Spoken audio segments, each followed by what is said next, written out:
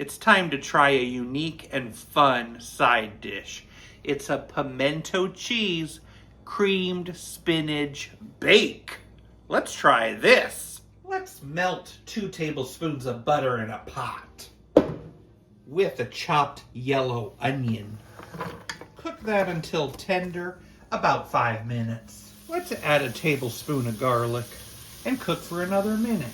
Remove from heat 4 ounces of cream cheese.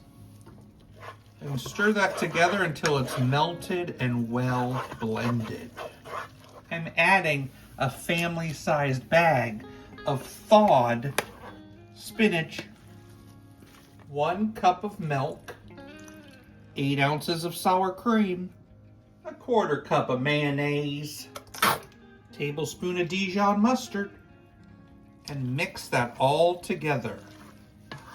In a bowl, I need an egg, lightly beaten, 4 ounces of pimentos, 1.5 cups of sharp cheddar. We'll need the rest of that bag in a little bit. Mix that together. This gets mixed in with that spinach. And let's pour that into a prepared baking dish. Sprinkle on a little pepper. In a bowl, we need 1/2 cup of panko crumbs. The rest of that cheddar cheese, 2 tablespoons of melted butter, and toss that together.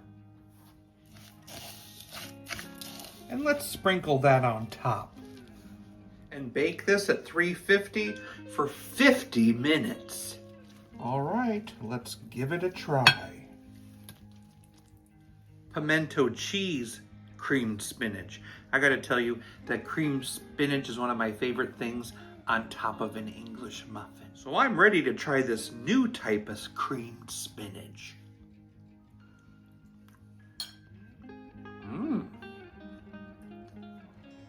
Definitely has a fun texture with those onions in there.